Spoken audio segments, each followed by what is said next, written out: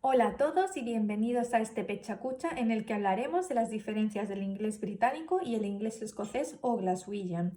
Ahondaremos en los términos lingüística sincrónica y variación diatópica. Aportaremos ejemplos de vocabulario y pronunciación y hablaremos de su importancia para la traducción.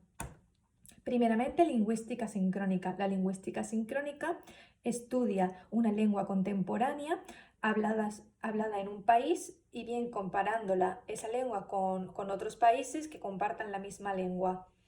En este caso hablaremos de Escocia y de Inglaterra.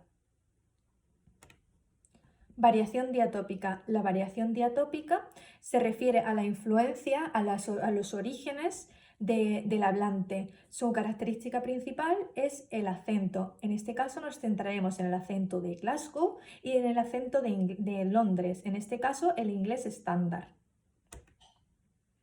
El inglés escocés o acento de Glaswegian, viene influenciado por la cantidad de emigrantes irlandeses que vinieron en el siglo XIX a Glasgow y por la ciudad y por la industria del momento, lo que originó que la gente hablara más rápido y con un acento más fuerte.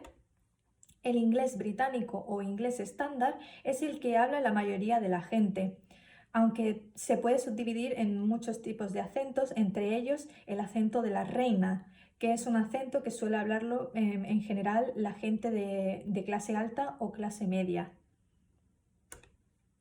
Primeramente, diferencias de pronunciación. El inglés británico, que es el inglés estándar, el que habla la mayoría de la gente, es un inglés natural. Dad, papá, old, viejo, town, ciudad, todos lo conocemos. Por otra parte, la pronunciación del inglés escocés es algo distinta, más ruda, más fuerte. Por ejemplo, dad, ellos dirían da. Old, ellos dirían old, mucho más marcado. O en el caso de town, dirían ton. No sé decirlo correctamente, pero es algo parecido.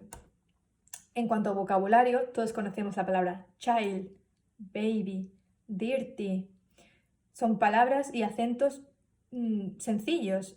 Child, baby, dirty. No hay mucha dificultad ni diferencia en cuanto, o sea, quiero decir que si alguien te dice child, tú lo vas a entender. En cambio, si alguien te dice win, te dice burn o te dice boggin, no, yo principalmente si alguien me dice boggin, no voy a tener claro a qué se están refiriendo. Por eso digo que es un poco distinto. El primero de los ejemplos que quiero poner en cuanto a la importancia y los problemas de traducción es Still Game. Still Game es una serie escocesa que trata sobre tres ancianitos y un indio. Una de ellas, la ancianita, trabaja en la tienda de conveniencias de Navid.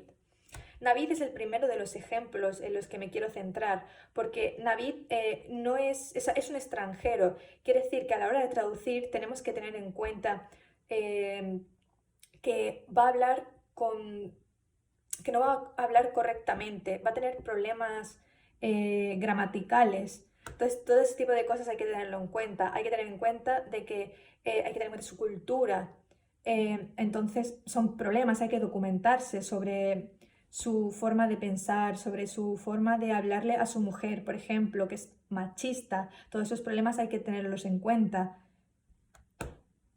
En cuanto a los demás personajes, los adultos, los ancianos no van a hablar como nosotros. Nosotros tenemos que buscar un tipo de acento que se represente. En este caso, en español, los ancianos suelen hablar con muchas frases hechas, entonces hay que tener todo ese tipo de cosas en mente, porque no es solo eso, es la cantidad de palabras, la forma de pronunciar, todo eso cambia, varía y hay que tenerlo en cuenta a la hora de traducir.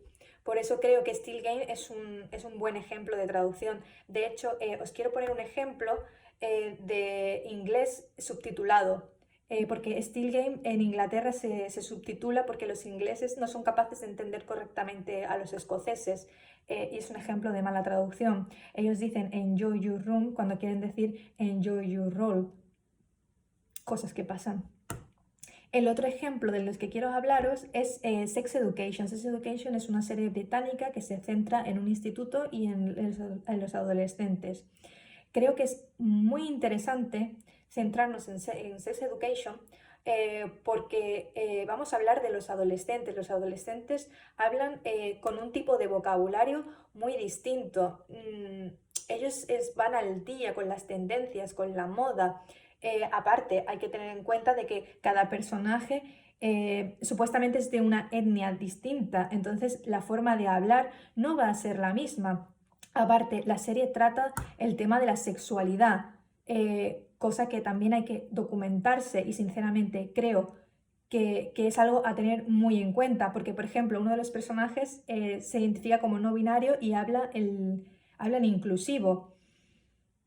Entonces tú tienes que documentarte y tienes que ofrecer una buena traducción, porque todos sabemos qué ocurre si no realizas una buena traducción. Hoy en día, en el mundo de de la información, las redes sociales son un pilar básico. Entonces es muy importante hacer una buena traducción y saber lo que estamos traduciendo.